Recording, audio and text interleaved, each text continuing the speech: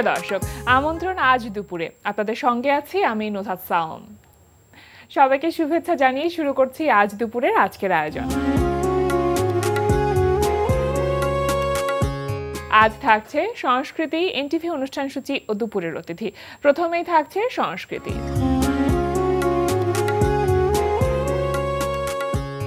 ভূমি art gallery ও শিল্পাঙ্গনের যৌথ আয়োজনে ধানমন্ডির ভূমি আর্ট গ্যালারিতে অনুষ্ঠিত হচ্ছে শিল্পী সৈয়দ গোলাম দস্তগীরের একক চিত্রকলা প্রদর্শনী epic journey of A migratory bird. প্রদর্শনী চলবে 14 জানুয়ারি পর্যন্ত। ধানমন্ডি আলিয়াস প্রসেসে অনুষ্ঠিত হচ্ছে হাত কাটালি শিরোনামে বিশ্বজিৎ রায়ের একক শিল্পকর্ম প্রদর্শনী। প্রদর্শনী চলবে 9 জানুয়ারি পর্যন্ত। বাংলাদেশ শিল্পকলা একাডেমিতে অনুষ্ঠিত হচ্ছে 6ষ্ঠ জাতীয় ভাস্কর্য প্রদর্শনী। প্রদর্শনী চলবে 20 জানুয়ারি 2025 পর্যন্ত। এবার এনটিভি অনুষ্ঠান সূচি। এবার জানিয়ে দিচ্ছে এনটিভির আজ রাতের বিশেষ বিশেষ অনুষ্ঠানগুলির সময়সূচি। সন্ধ্যা 6:15 থাকছে বিশেষ টক শো সংলাপ প্রতিদিন।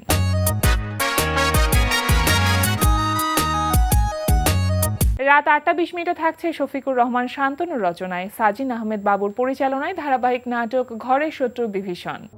আমি কিছু উড়ো কথা শুনেছি, আমার নেয়াজকে কোনোভাবে আপনারা ঠকাচ্ছেন বা ঠকাবেন। কে ঠকাবে? কে আবার ঠকাবে? বাইরের লোক তো ঠকায় না, ঠকায় ঘরের লোক। আব্বা, আমি এই জন্যই বলছিলাম দায়িত্বটা আমাকে দেওয়ার কোনো দরকার নেই। আমি তো জানি যে এই কিছুদিন পরে এই বিষয়ে দোষটা কিন্তু আমার কাছেই আসবে। আচ্ছা, তুমি বলো তো এইসব গুরু খবর তুমি কোত্থেকে পেয়েছো? সেটা যদি বলার হতো তাহলে তো আমি প্রথমেই বলতাম। রাত 11:30 সরাসরি সম্প্রচার হবে টক শো এই সময়।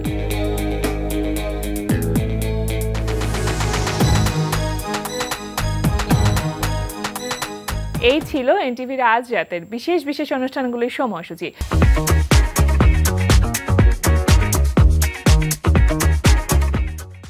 এবার দুপুরের অতিথি। প্রিয় দর্শক, আমাদের আজ দুপুরের অতিথি সঙ্গীত শিল্পী অদিতি আরশি। শুভ দুপুর আপু। শুভ দুপুর। কেমন আছেন? আমি ভালো আছি আলহামদুলিল্লাহ। আপনি কেমন আছেন? আমি তো খুব ভালো আছি। আপনার সাধারণত এখন সময়টা কিভাবে যাচ্ছে? কারণ গানের মানুষদের এই সময়টা খুব ব্যস্ততার মধ্য দিয়ে যায়, কারণ স্টেজ শো থাকে। আপনার কেমন সময় যাচ্ছে এখন? আমার এই মুহূর্তে লোফি সং নিয়ে বেশি কাজ করছি। মৌলিক গানও আসছে সামনে কিছু অনুপম মিউজিক থেকে। আচ্ছা। আর পাশাপাশি স্টেজ শো তো করছি, টিভি শো করছি। স্টেজ শো মানে একটা আলাদা আবেগের জায়গা। কেমন লাগে সেখানে পারফর্ম করতে? ওইটাই আমার কাছে, মানে প্রতিটা শিল্পীর কাছে সবচেয়ে আনন্দের জায়গা আমার মনে হয়, সবার কাছে। সবথেকে মেমোরেবল স্টেজ শোর কথা যদি বলি, কোনটার কথা মনে পড়ে? অনেকগুলি আছে, তার মধ্যে অন্যতম ছিল নওগাঁতে গিয়েছিলাম, অনেক দূরে এবং প্রচণ্ড শীত। সেখানে আমি এতটাই ঠান্ডা ছিল যে আমি শীতের কাপড় পরে উঠতে হয়েছে। তো তখন গান গাইতে গাইতে অডিয়েন্সের মানে উদ্দীপনা দেখে তখন ওরাই বলতেছিল যে আপু এমনিই ভালো লাগছে, শীতের কাপড়টা খুলে ফেলেন। তো খুবই ভালো লাগছিল এই মুহূর্তটা। অনেক কনকনে শীত ছিল, মানে হাত পা জমে যাচ্ছিল, মাইক্রোফোন নিচ্ছি আর কাঁপতেছি এরকম। এটা কিন্তু হয়, মানে আমরা যারা পারফর্মার তাদের শীত বা গরম যা কিছুই হোক না কেন, মানে পারফর্মারদের একটা আলাদা রকম লুকস থাকতেই হয় এবং সেটা আমাদেরকে মেনটেন করতে হয়। আপনি বলছিলেন যে নওগাঁতে গিয়েছিলেন পারফর্ম করতে, আপনার হোম টাউন তো কুমিল্লাতে। জি। তো কুমিল্লাতে কখনো পারফর্ম করতে যাওয়া হয়েছে? অনেকবার। কেমন লাগে সেটা? হ্যাঁ, যখন নিজের এলাকাতে হয় তখন তো আরো বেশি ভালো লাগে। যখন আমি মাইক্রোফোনে বলেছি যে আমি এই এলাকারই মেয়ে, সবাই একদম হই হুল্লোড়, উচ্ছ্বসিত। হ্যাঁ। আচ্ছা। তখন আরো মানে মেইন আর্টিস্ট ছিল, তার চাইতে বেশি আমাকে নিয়ে মাতামাতিটা একটু বেশি ছিল।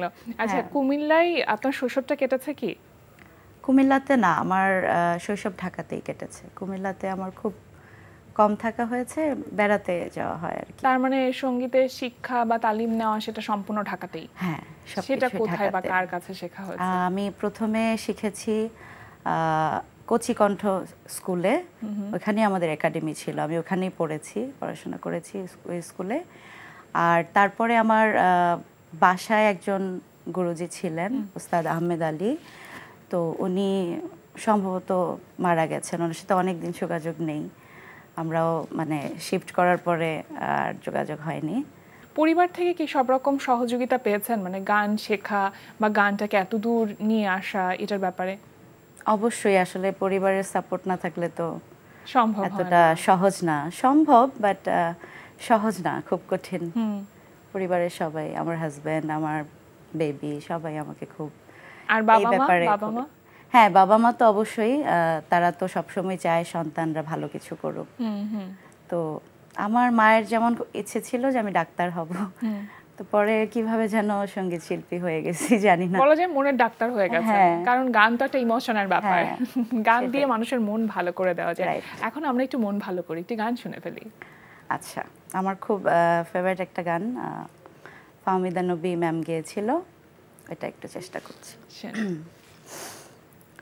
লুকোচুরি লুকোচুরি গল্প, তারপরে হাতছানি অল্প, চায় চায় উড়তে উড়তে, মন চায় উড়তে উড়তে। লুকোচুরি লুকোচুরি গল্প, তারপরে হাতছানি অল্প, চায় চায় উড়তে উড়তে, মন চায় উড়তে উড়তে। টুপটাপ টুপটাপ বৃষ্টি, চেয়ে থাকে অপলক দৃষ্টি। টুপটাপ টুপটাপ বৃষ্টি, চেয়ে থাকে অপলক দৃষ্টি, চায় চায় উড়তে উড়তে, মন চায় উড়তে উড়তে। লুকোচুরি লুকোচুরি গল্প, তারপর হাতছানি অল্প, চায় চায় উড়তে উড়তে, মন চায় উড়তে উড়তে। বাহ, আপনার কি সাধারণত কাভার সংগুলো একটু বেশি করা হয়? না, মৌলিক গানও করা হয়, কভার সং তো পাশাপাশি থাকে, একটা ভালো লাগার জায়গা থাকে। আমাদের কিংবদন্তিরা যে গানগুলি রেখে গেছেন সেটাকে বাঁচিয়ে রাখার দায়িত্ব তো আমাদেরই। তা তো সেটা নিয়েও কাজ করছি। অনুপম মিউজিক থেকে আমার বেশ কয়েকটা লোফি সং আসছে, আশা করছি সবার ভালো লাগবে গানগুলি। আপনার ক্যারিয়ারে, মানে মিউজিকে ক্যারিয়ারের কত বছর হলো সর্বমোট? অনেক বছর, মোটামুটি 16 বছরের মতো। আচ্ছা, 16 বছরে নিজের মৌলিক গান নিয়ে কাজ করাটা খুব বেশি একটা হয়ে ওঠেনি, মানে এর কারণ আমার বেবি হওয়ার কারণে একটু গ্যাপ গিয়েছে, আর তাছাড়া এমনি অন্যান্য কারণে একটু গ্যাপ ছিল। এখন আবার রানিং কাজ করছি, মানে এখন মৌলিক গানের দিকে মনোযোগটা বেশি দিচ্ছি। আচ্ছা, সেক্ষেত্রে লোফি গানগুলো আপনার প্রাধান্য পাচ্ছে, মানে এটার পেছনে বিশেষ কোনো কারণ আছে কি? না, এটা হচ্ছে আমি একটা কোম্পানির হয়ে কাজ করছি, তো ওনারা চাচ্ছে যে রিমেক গান তো হয়েছে, লোফি ভার্সনটাকে সবার কাছে প্রেজেন্ট করার জন্য। আচ্ছা, সেক্ষেত্রে লোফি মিউজিকটা কি মানে আপনার মৌলিক গানগুলোরই লোফি ভার্সনটা বের হচ্ছে নাকি কভার সংগুলোর লোফি ভার্সন? আমাদের ওই যে বললাম কিংবদন্তিদের গানগুলো, বিশেষ করে ফিল্মের গানগুলো, 80-র দশকের, 70 দশকের, 90 দশকের। কেমন রেসপন্স পাচ্ছেন? এখনো গানগুলি রিলিজ হয়নি, ইনশাল্লাহ খুব তাড়াতাড়ি রিলিজ হয়ে যাবে। তারপরে আশা রাখি দর্শকদের অনেক ভালো লাগবে। না, আমরা তো দেখি কি যে বাংলা বা ইংলিশ কিংবা হিন্দির গানগুলোর লোফি ভার্সন, এবং সেটা মানুষ কিন্তু গ্রহণ করছে সুন্দরভাবে, কিন্তু বাংলা মিউজিকের লোফি ভার্সনের গ্রহণযোগ্যতা আসলে কতখানি? এটা বেশি দিন হয়নি আমাদের দেশে স্টার্ট হয়েছে, আমি তো এই ফার্স্ট টাইম করছি। এর আগে কেউ করেছে কিনা আমি জানি না, খুব কম হয়েছে, তবে এটা খুব ভালো একটা উদ্যোগ, সবার খুব ভালো লাগবে এই ভার্সনটা। আচ্ছা, আর আপনার নিজের ইউটিউব চ্যানেল বা আপনার অ্যাজ অ্যান আর্টিস্ট আপনার যে ইউটিউব চ্যানেল আছে সেখানে আসলে কি ধরনের কন্টেন্ট আপনি সাধারণত দিয়ে থাকেন? আমি আমার মৌলিক গানগুলি বেশি সেখানে করা হয়। আমার ইউটিউব চ্যানেল অদিতি আরশি এই নামেই আছে, ওখানে আমি কভার সংও আছে আমার, আর মৌলিক গানও আছে। আমি সব ধরনের গানই করার চেষ্টা করতেছি। আচ্ছা, সিলন সুপার সিঙ্গার 2019-এ আপনি ছিলেন এবং টপ 5-এর মধ্যে ছিলেন, যেটা এনটিভিতেই প্রচারিত হয়েছিল। একটা কম্পিটিশন থেকে আসা, নিঃসন্দেহে অনেক কিছু আসলে শেখা। তো কি মনে করে আসলে একটা রিয়েলিটি শোতে পার্টিসিপেট করা? না, আসলে অনেক দিন কোনো রিয়েলিটি শোতে পার্টিসিপেট করছিলাম না। আমার কাছে মনে হতো যে আমি নিজের মৌলিক গান দিয়েই সবার কাছে ভাবে প্রকাশিত হব।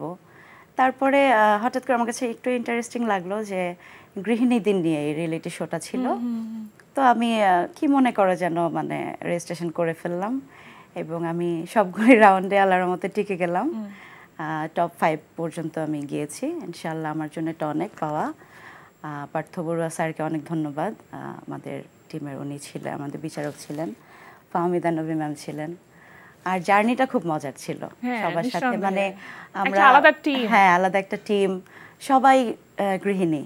আমি তো প্রফেশনাল ভাবে আগে থেকে কাজ করতাম, একটু গ্যাপ ছিল, তো এই জার্নিটা খুবই মজার ছিল, খুবই ভালো ছিল। অনেক কিছু শেখা হয়েছে, যেটা বলছিলাম। কি এমন শিখেছেন যেটা মনে হয় যে একটা অ্যাচিভমেন্টের মতন?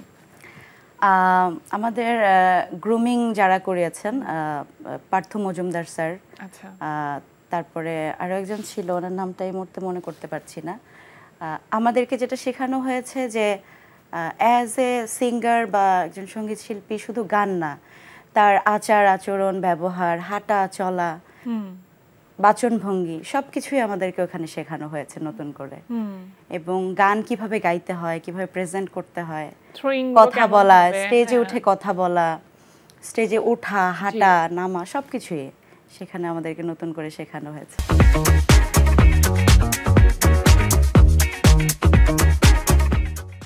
আপনার প্রথম মৌলিক গান কোনটা ছিল? আমার প্রথম মৌলিক গান ছিল যাওনি বলে, এটা সুরাঞ্জলি মিউজিক থেকে বের হয়েছিল। সেটা কি রিয়েলিটি শোতে পার্টিসিপেট করা, মানে এখান থেকে বের হবার পরে না আরো আগে? আরো আগে, ওটা 2017 সালের দিকে রিলিজ হয়েছিল, 17-16-র দিকে রিলিজ হয়েছিল। এই যে মানে একটা রিয়েলিটি শো, এটা তো একটা প্ল্যাটফর্ম, এবং প্ল্যাটফর্ম থেকে বেরোনোর পর মানুষের নিজেকে নিয়ে যেমন অনেক এক্সপেকটেশন থাকে, যারা গান শুনছে বা আপনার যারা শুভাকাঙ্ক্ষী তাদেরও অনেক এক্সপেকটেশন থাকে। কি মনে হয় এতগুলো বছরে সেই প্রত্যাশার জায়গাটা আসলে কতখানি পূরণ হয়েছে? আমার গ্যাপের কারণে হয়তো বা আমি একটা অবস্থানে আছি, এখন আবার কন্টিনিউ কাজ করছি, ইনশাআল্লাহ ভালো কিছু হবে। আচ্ছা, আর একটা গান শুনি আমরা এখন। আচ্ছা, আমি যে গানগুলি লফি গান করেছি সেখান থেকে একটা গান করি। ভালোবাসা কারে যে বলে, ভালোবেসে তুমি শেখালে, এত কাছে লেগো যেন হৃদয়ে লুকিয়ে গেলে, তুমি আমার কত চেনা সে কি জানো না, তুমি আমার কত চেনা সে কি জানো না, এই জীবনে আশা তুমি, তুমি যে ঠিকানা, তুমি আমার কত চেনা সে কি জানো না, তুমি আমার কত চেনা সে কি জানো না। বাহ, আমি ওখানে যেভাবে গেয়েছি সেভাবেই গাইলাম, সেই বিটেই আপনি গানটি গাইলেন। সুন্দর। আসলে এই গানগুলো এমন যে যতবার শুনি ততবারই যেন মানে চিরসবুজ গান থাকে না, এই গানগুলো অনেকটা এরকম, সবসময় একই রকম ভাবেই মুগ্ধতা ছড়ায়। হ্যাঁ, অবশ্যই। এই গানগুলি যখন আপনি জার্নি করবেন তখন আপনার শুনতে ভালো লাগবে, একদম সফট একটা মেলোডি এনভায়রনমেন্ট। আপনি সাধারণত সফট এবং মেলোডি, এই সফট মেলোডি রোমান্টিক ধাঁচের গানগুলো বেশি করে থাকেন, মানে সেটা কি নিজের ভালো লাগার জায়গা থেকে, নাকি আপনার শ্রোতা দর্শক যারা তারা আপনার কণ্ঠে ধরনের গানগুলো শুনতে বেশি পছন্দ করেন? নিজের ভালো লাগা থেকে করি, আর দর্শকদের ডিমান্ডের কারণে সব ধরনের গান করতে হয়, ওটা একটা আলাদা জায়গা। তো দেখা গেছে মানে আমরা মডার্ন ফোকও গাচ্ছি, রিদমিক গানও গাচ্ছি স্টেজে, এরকম সব ধরনের গান করতে হয়। আর গত বছরটা সবকিছু মিলিয়ে কেমন ছিল?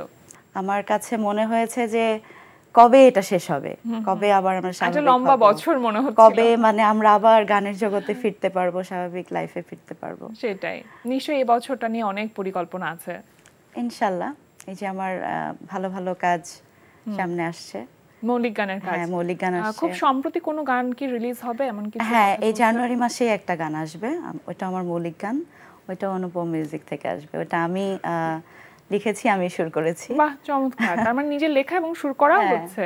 হ্যাঁ। আচ্ছা, আপনার লাইফ পার্টনার যিনি, তিনি তো মিউজিশিয়ান একজন, জি। তো আপনার ছেলে যিনি আছেন তার কি আসলে মিউজিকের প্রতি সেই আগ্রহটা আছে? একদমই না, পুরো অপোজিট। তার পড়াশোনার বাইরে সে গেম খেলতে পছন্দ করে। হ্যাঁ। আর তাকে যখন জিজ্ঞেস করা হয় তুমি কি হতে চাও, আমি ইঞ্জিনিয়ার হব। আচ্ছা, একদমই মিউজিকের প্রতি কোনো আগ্রহ নেই। মানে আপনার নিজেরও কি ইচ্ছে হয়? না কখনো না, যে আমারও আপনার ইচ্ছে ছেলে নেই যে মিউজিকে ও থাকুক? মিউজিক লাইনে আসুক, কারণ আমাদের অনেক কষ্ট করতে হয়, অনেক কষ্ট করতে হয়েছে এই পর্যন্ত। যারাই মিউজিক লাইনে আছে, একদম সুপারস্টার থেকে শুরু করে সবাইকে অনেক অনেক স্ট্রাগল করতে অনিশ্চয়তার হয়। জায়গা থাকে। অনিশ্চয়তা, যে কোনো সময় মানে কোন একটা কিছু হলো, দেশের পরিস্থিতি, সবার আগে মিউজিক বন্ধ। তো এই ব্যাপারটাতে আমি ওকে ইনভলভ করতে চাই না। আচ্ছা, আমরা তো ভালোবাসার জায়গা থেকে জড়িয়ে গেছি, এটা থেকে বের হওয়া অনেক কঠিন আসলে হ্যাঁ। মানে সঙ্গীত ব্যাপারটাই এরকম যে সেটা একটা আলাদা রেশ থাকে এবং সেই রেশের মধ্যে একবার কেউ চলে আসলে সেখান থেকে বের হয়ে আসাটা কঠিন, বা কেউ হয়তো চায়ও না বের হতে। খুবই কঠিন। শুধু সঙ্গীত না, যে কোনো পেশাই আমার মনে হয় যে যেটা করে অভ্যস্ত, সেটাই তার কাছে সেটা হ্যাঁ, ভালোবাসা। সেটা রেখে চলে আসা অনেক কঠিন। সামনের দিনগুলোতে কি চিন্তা আছে, কি করবেন বা কিভাবে পরিকল্পনা আছে? কারণ প্রত্যেকের তো একটা স্বপ্ন থাকে, বিশেষ করে শিল্পীদের স্বপ্ন থাকে যে বড় পর্দায় তার প্লেব্যাকটা যেন যায়। সেদিকে কি হাঁটছেন এখন? অবশ্যই ইচ্ছে আছে। এখন তো সবাই প্লেব্যাকে ভালো ভালো কাজ করছে। আমাদের গান এখন মানে বিশ্বমানের পর্যায়ে চলে গেছে, মুভির গানগুলা। তো চাচ্ছি, অবশ্যই চাই, ইনশাল্লাহ যদি আল্লাহ কপালে লিখে রাখে অবশ্যই ফিল্মে গান করব।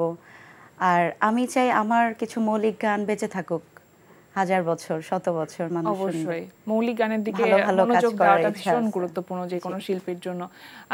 বেঁচে থাকার মতন গান করুন, সেটাই আমরা প্রত্যাশা করি। অবশ্যই। অনেক ভালো ভালো কাজের সাথে নিজেকে নিযুক্ত রাখুন। অনেক অনেক শুভকামনা রইল আজকে আমাদের আয়োজনে আসবার জন্য। অসংখ্য ধন্যবাদ। সবশেষে আরও একটি গান শুনতে চাইবো আপনার কণ্ঠে। আমার নিজের একটি মৌলিক গান করি না? যাওনি তুমি তো যাওনি বলে দিয়ে শেষটা, লজ্জায় আমিও জানার করিনি তো চেষ্টা। ও যাওনি তুমি তো যাওনি বলে দিয়ে শেষটা, লজ্জায় আমিও জানার করিনি তো চেষ্টা। থেকেছি মন সেই সে আয়োজন, এখনো হৃদয়েতে আছে আছে সেই রেশটা। যাওনি তুমি তো যাওনি বলে দিয়ে শেষটা। সুন্দর থাকুন, ভালো থাকুন। আমি সবাইকে ধন্যবাদ জানাতে চাই, একটু আপনাকে অনেক ধন্যবাদ, খুব সুইট আপনি। আর এনটিভিকে বরাবরই ধন্যবাদ, এনটিভি তো আমার পরিবার, আমি তো এনটিভি থেকে এসেছি। সবাই আমার জন্য দোয়া করবেন। সবাইকে ধন্যবাদ, প্রোডিউসার, লাইট, ক্যামেরা, সবাইকে থ্যাংক থ্যাংক ইউ। ইউ। প্রিয় দর্শক, আমরা চলে এসেছি অনুষ্ঠানের শেষ প্রান্তে। অনুষ্ঠান সম্পর্কে আপনার মতামত জানাতে মেইল করুন আজ দুপুরে @ntvbd.com এ। বিশ্বের যে কোনো প্রান্ত থেকে যে কোনো সময় আজ দুপুরে দেখতে ভিজিট করুন আমাদের পূর্ণাঙ্গ ওয়েব পোর্টাল www.ntvbd.com। এছাড়া এনটিভি সব জনপ্রিয় অনুষ্ঠান ও খবরের আপডেট পেতে ভিজিট করুন আমাদের ইউটিউব চ্যানেল ও ভেরিফাইড ফেসবুক পেজে। সবার মঙ্গল কামনায় আজকের মতো এখানেই শেষ করছি। শুভ দুপুর।